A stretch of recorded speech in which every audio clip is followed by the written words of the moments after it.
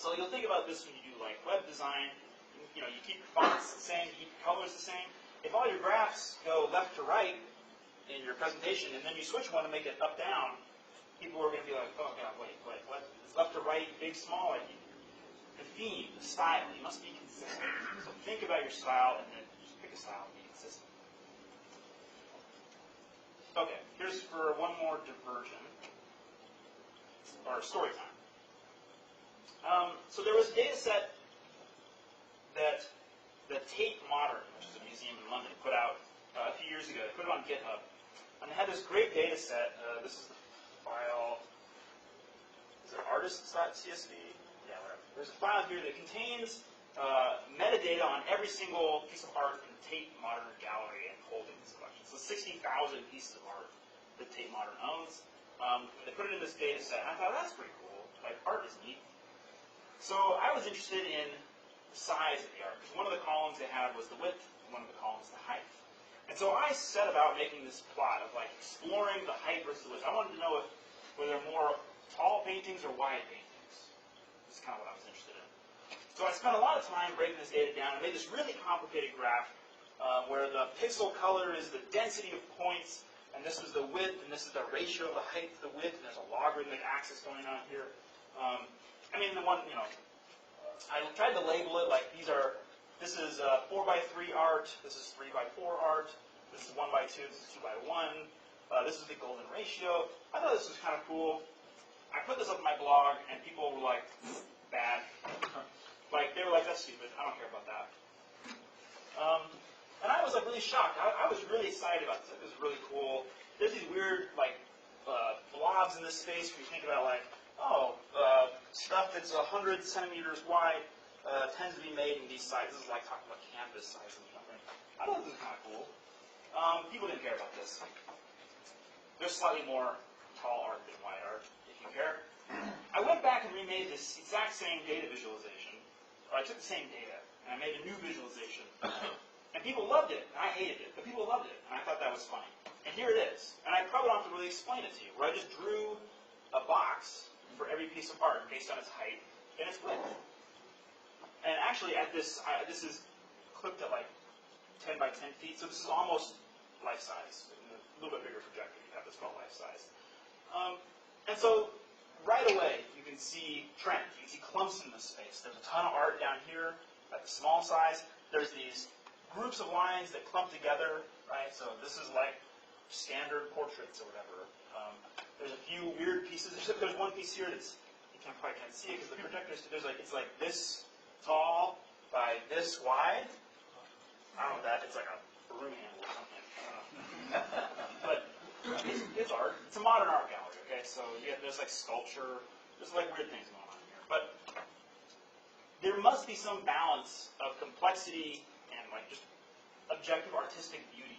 Like, nobody cared about this plot. I got super excited as a scientist. I was like, look at this trends and the structure and there's clumps. Nobody cared about it, basically. The Tate Modern reached out and was like, oh, we love this. We'd like to like re-share this. And I was like, oh, that's cool. Like, this struck a chord where like art became data. I thought that was cool. But then the data went back and became art again. That's sort of cheesy. Art becomes data, becomes art. But this is what you're kind of working with. Also, it depends on your audience, too. It depends on your audience, right? Like, probably, Nick and I in grad school would have sat around being like, that's cool. What are these clumps? I wonder if we can figure out why there's tall pieces here but not really skinny white. Maybe we would have discussed this. But that's a pretty limited discussion. This got, like, retweeted a bunch. It's really easy. You get the message. You get the message across. It's cool. There's metadata. Whatever.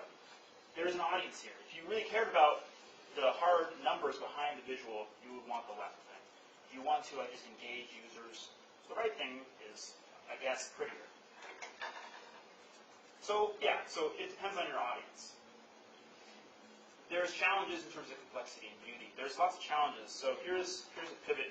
So when you're giving a talk, or when you're presenting data or telling a story, you're at war with a bunch of things. You're at war with yourself, your own nervousness, right? Your attitude, what you're doing. That's sort of like a self-help thing. You're at war with the data. There are limitations. I can't make the stock market go up, or else I wouldn't be here. I'd be in Hawaii all the time. You can't make, like, you know, in science you think this, you can't make nature do what you want. You can set up your experiments and you can make your measurements. You can't force nature to do what you want. It's just going to do what it's going to do. So data is what it is. And when you're working on data science, when you're working on data visualization, data is messy. There's gaps. People type things in wrong. People misspell names. Right? There's all kinds of weird gaps for data. You're at constant war with your audience's boredom. This is a big deal in like web marketing, web development. This is a big deal in newspapers. They need to make simple charts that pop and get the story across. The audience's boredom is a big problem. In this case, I put up your slides and your projector because these are important facets in terms of digital content. It's less of a problem if you're printing a book. Contrast on paper is quite good. Printers are good. We know how to make paper really nice. Projectors aren't always so nice. This is a decent projector. It's okay. But contrast is king. Contrast is super important, especially when you're talking about digital media. So this is one example of contrast screwing with your brain. You might have seen this kind of visual illusion before. The squares in the middle are the same color, same hue, right? But your brain is stupid and says, no, they're not. Most people's brain would say, no, they're not. And indeed, if I just delete these squares, they're exactly the same, right? So that's a optical illusion. That's a party trick about how your brain works. But if you imagine that your message, the point you're trying to make with your graph, like focus on one, like, oh my God, look how similar these are. You know, like you were looking at like how Republican a district was inside of a state or something. You know, like look how blue that square is compared to that one. The point would be completely lost if you're trying to show the equivalence of those two things, because the contrast is totally jacked and your brain is not that smart. So contrast is king. Here is a terrible slide. This is an ugly, ugly slide that I actually modeled after a real talk that I saw once. And I sat there in the audience and made this slide, like I made it look like the guy's slide. And I feel a little bad for it. I remember that song. Yeah, it was terrible, right? And actually, this projector is doing a better job than most because I think it's missing on green a little bit. So this green line actually seems to pop a lot more than you would expect. But you can't probably see these little blue triangles in here, totally lost. There's actually data back here, totally lost. And then what you hear in talks all the time, especially in academia, is people will be like, oh, this looks better on my screen. Like, oh, you can't see this, or they'll be like, oh, well, maybe you can see it if I turn my laptop around or something like that, this kind of thing. And you're like, wow, that's great talk to you. That's good talk to you. This is why you don't turn your laptop around. I told you this thing was out of warranty like 3 weeks ago, right? All right, so I'm trying to make this visiting professor is trying to make this point of like, I have this data, and it's incredibly important data, and my model matches the data, and I've created a revolution. And we all sat there and went, what are you talking about? Here is the exact same graph where I just like made things bold, and I used not lime green instead I used like red, right? And you can argue like, hey Jim, that's an ugly plot of awesomeness versus distance, and as further things away, the less awesome they get, or whatever. Like, you can say that's still an ugly graph, man, but at least you can read it. At least you can now critique me on like the point. You can be like, hey, actually, these lines don't go through these data points very well at all. Maybe I don't believe you. You can actually have that discussion. Also, your text isn't, assaulting my eyes. Yeah, also, this is not yellow text on a blue background. It's still actually pretty bad. Black text on a blue background is not great. There's a lot of rooms you'll be in, giving a talk where people will put the white on black, and it looks terrible because the way the lighting, they get the lights off or whatever, and you can't, everything's washed out. You got to think about this. You got to think about your medium. Okay. The point is, you can actually have this discussion now with this graph. It's still an ugly graph in some ways. The ingredients to doing this, we're just thinking about like, I just like adjusted the range, and I just made the points darker, and I made the line thicker, and I added an axis label of actually labeling the awesomeness or whatever it was that it was graphing. These are the basic properties that I tweaked with the exact same data to make this graph. These, incidentally, are the arguments and keyword arguments that plot in matplotlib takes, right? Or the things you can give to the plot object. You can adjust the range, you can make the points bigger. The point is not to indoctrinate you about, like, you need to put red on black because that looks good.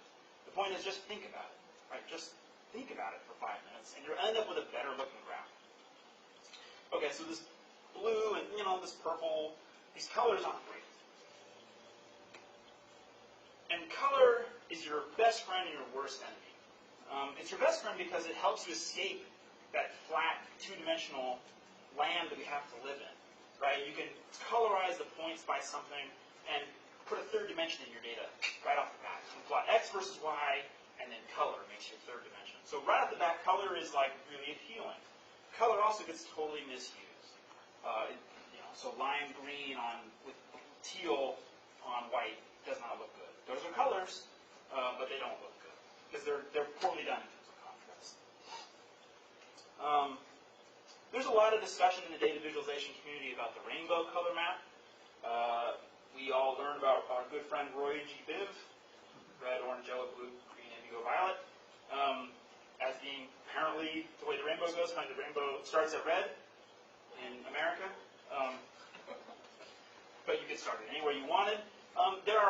Color is a complicated thing. It has to do with how your eyeballs work. The science of color is very complicated. Right? How do you make brown? Brown is not a color. Brown is actually desaturated orange. There's a lot of science in color, and people don't care because I just hit make it color, make it blue, and that's all it does. And so there's all these arguments that this is non-universal, this is not, it's very bad for colorblind people. So like 10% of men are colorblind in some form. So there you go. There's like 5 to 10% of your audience automatically doesn't understand what you're talking about because they can't see green versus red. That's a problem. And still, here's a graph I made that uses it. Because there's a cultural understanding of rainbow, because we generally understand rainbow, like this graph is okay. It's okay. It's not good for colorblind people because getting the red and the green thing is bad. But you can see that, so this is a graph made of the MPG you get your car versus how big your engine is. And this is like 20 or 30 years worth of data. You can see that like cars are actually getting more efficient. Like that's cool. There's a trend. It goes up with time. So the rainbow is really attractive because we all kind of generally understand it. There's some order. It also looks kind of pretty. But it is dangerous because of color blindness. This is an example I ripped off the webpage about color blindness and had a test for it. You can take an image of this labeled some colorful hats. They're ugly hats. But you can see by a person with one form of color blindness, they all look the same color except for the blue one on the end. A different one, they look slightly different. These two look blue now. The point is there are various forms of color blindness which will affect you. On top of that, this projector is again coming and biting us in the butt where this looks a little washed out. Matplotlib has many, many, many color maps built into it. Some of them are good, some of them are bad. These are some good ones I like.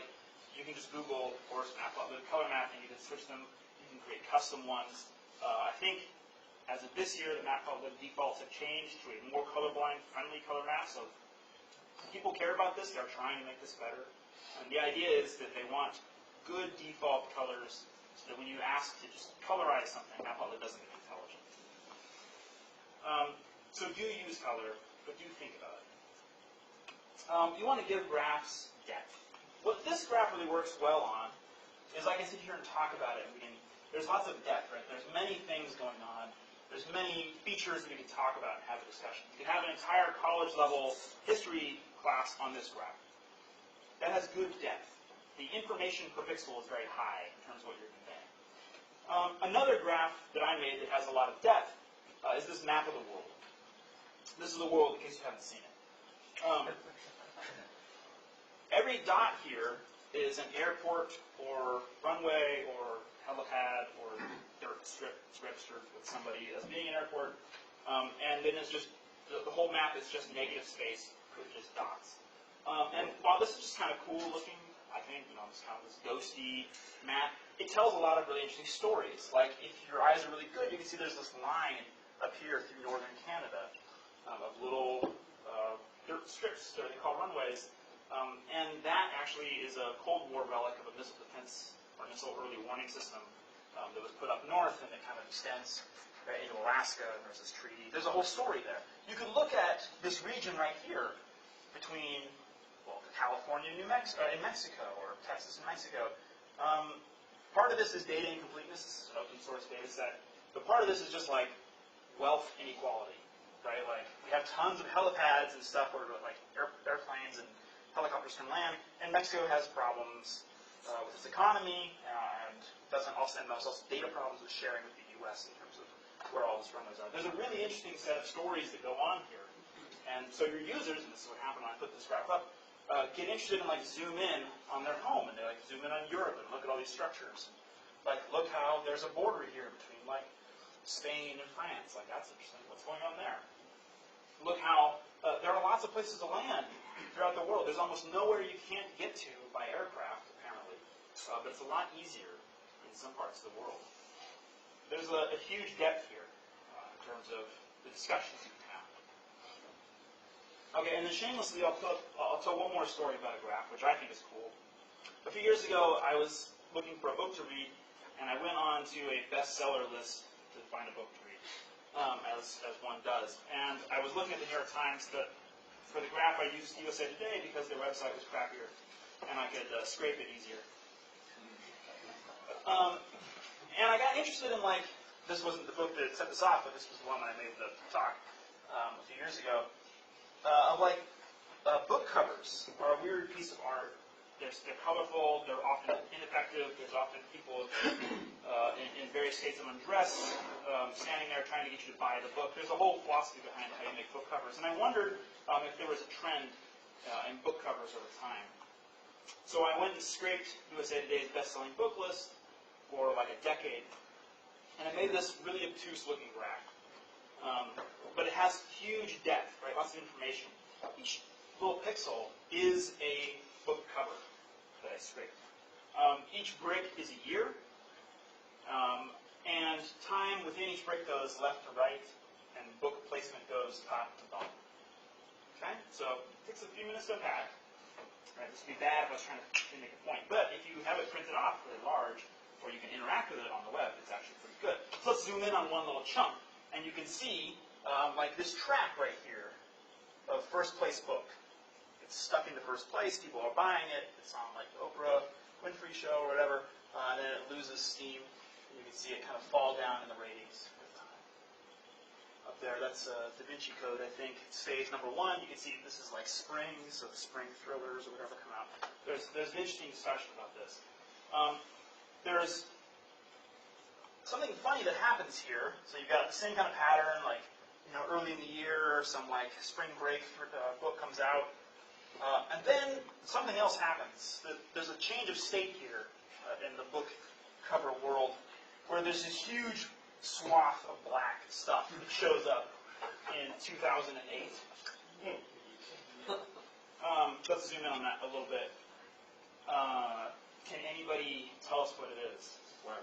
Twilight.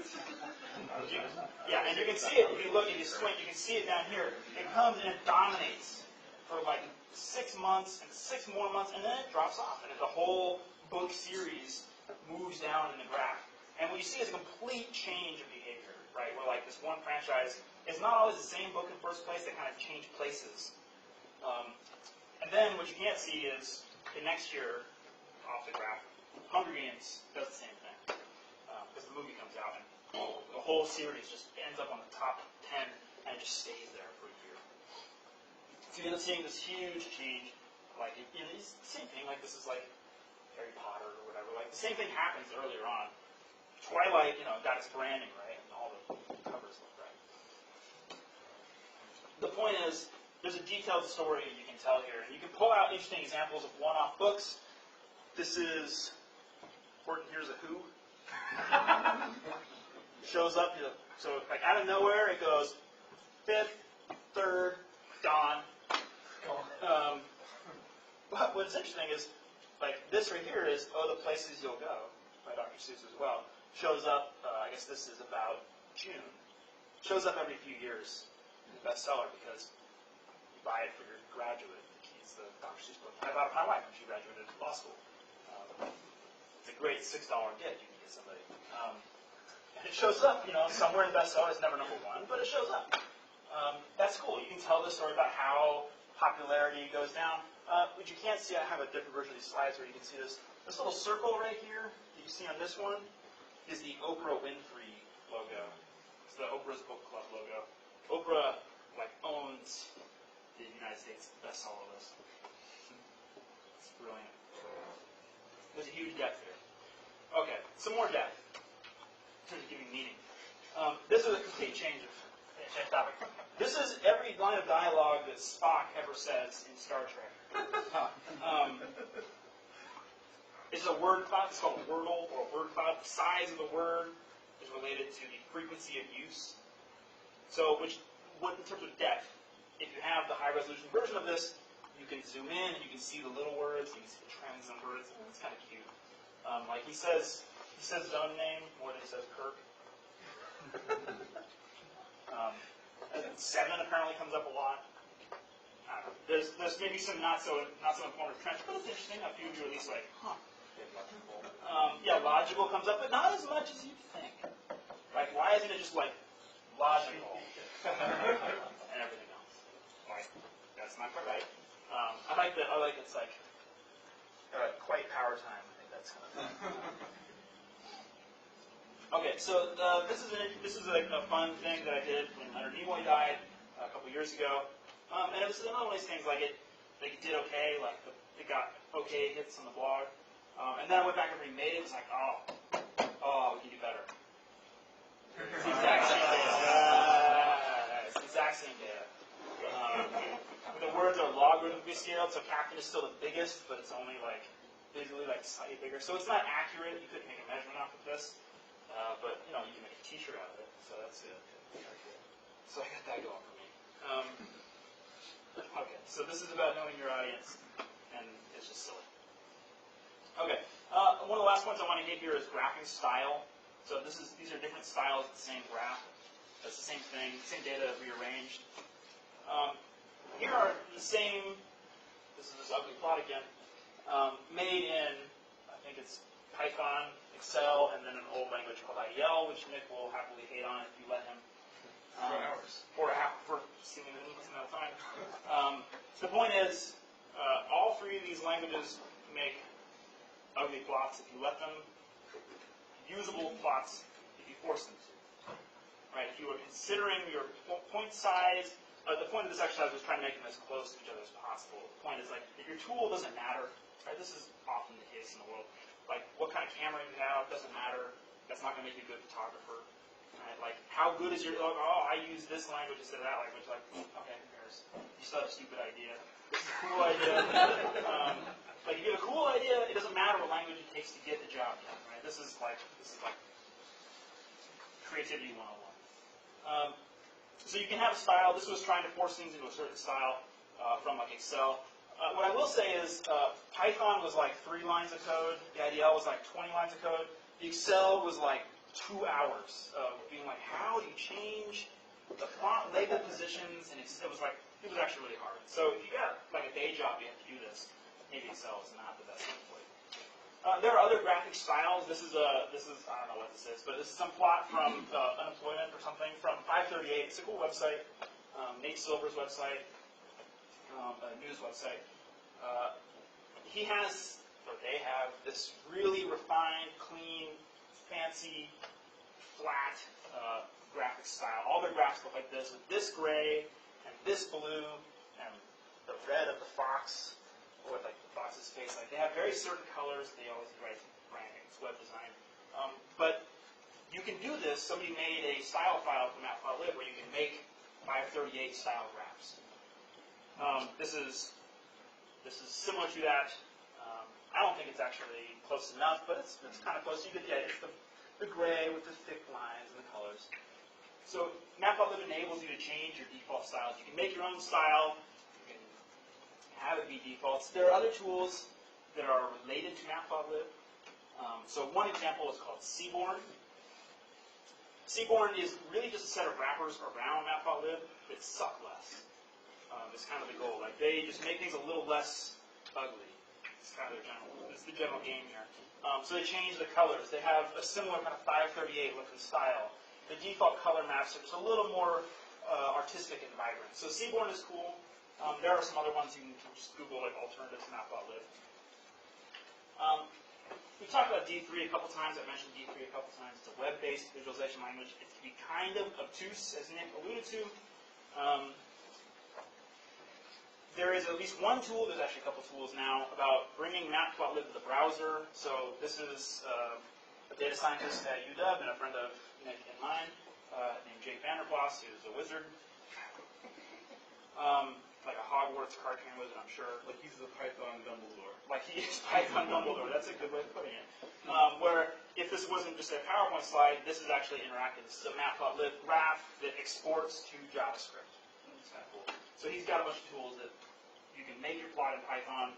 Out comes the JavaScript that you can dump onto your server. That's pretty cool. There's a few other tools like this that I would suggest looking into. So it's worth learning Matplotlib and Python and doing things in Python, knowing that you can pretty easily export them to whatever medium you need. Okay, to wrap it up. We had points to cover. The check marks say that we covered them. You want to keep things clean. You want to give things meaning. You want to have high contrast. Be careful with color. Give things depth. And more than anything, the key takeaway, the only point, the point of all this, with storytelling and with data visualization, is just try. Like, just try to make things look a little better. Like, just worry a little bit about have a little craftsmanship, is what I'm saying. Just care a little bit. Just a little bit. 5 minutes of worrying about how these graphs look good. Should I change this? Just ask them, does this look good? Should I change these colors? Can you tell the blue and the red? Is this good enough?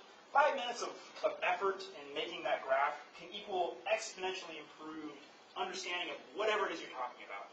I've talked about random things like war and Dr. Seuss and, car engines and stuff, but the point is, I spent a little bit of time trying to, I hope, make things easier to digest, and the story was able to be conveyed. So just try it, because if you're trying to sell something, or if you're trying to convince your boss to, let me do this thing, I have this great idea, here's my presentation, if they're thinking about your axis labels, they're not thinking about your message.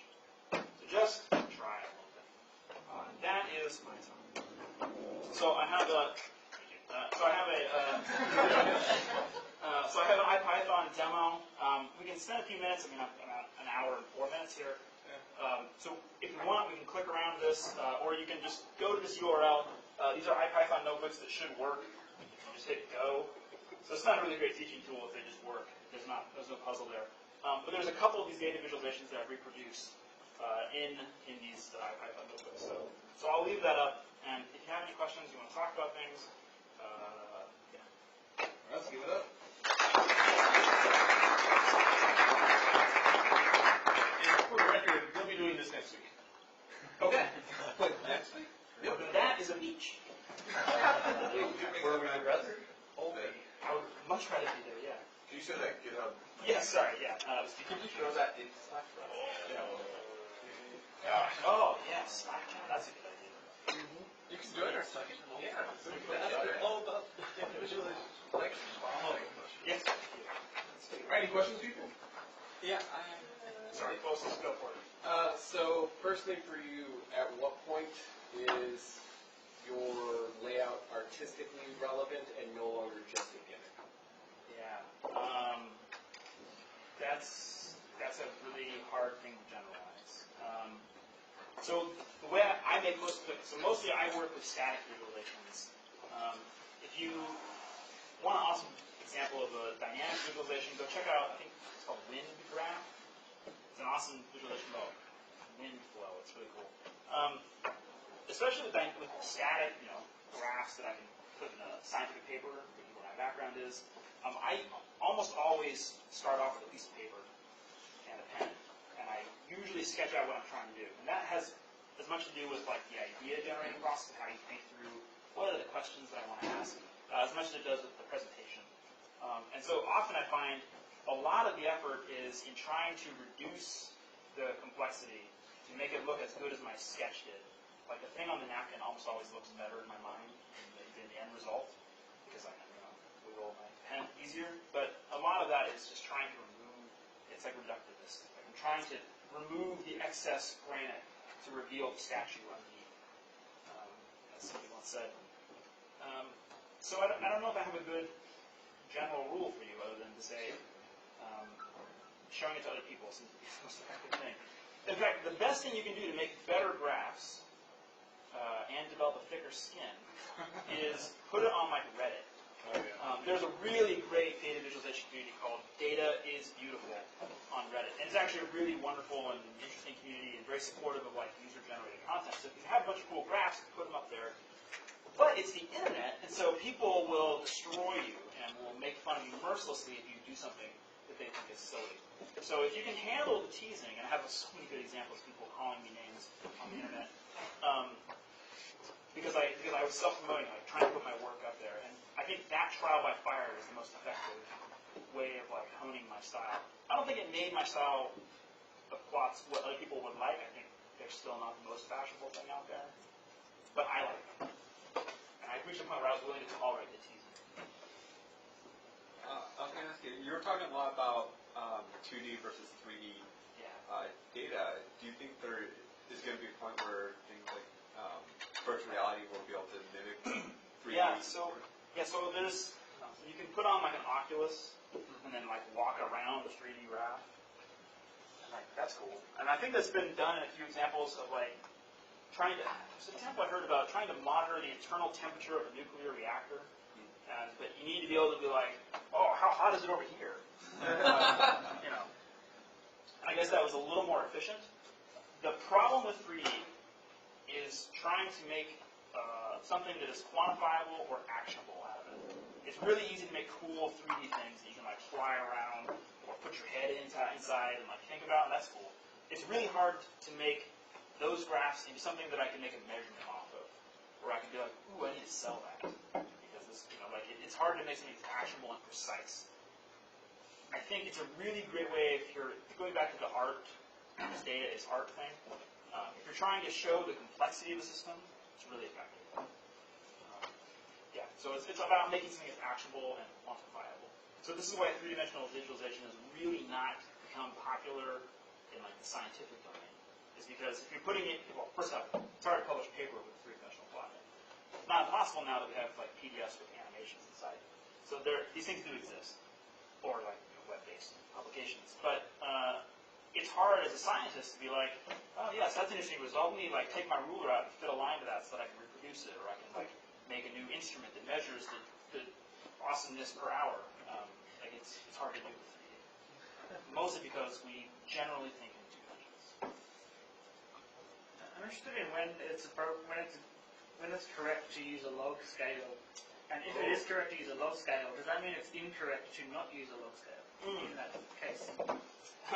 Log scales are, it's like a really elitist thing to say. Like logarithms are a way to like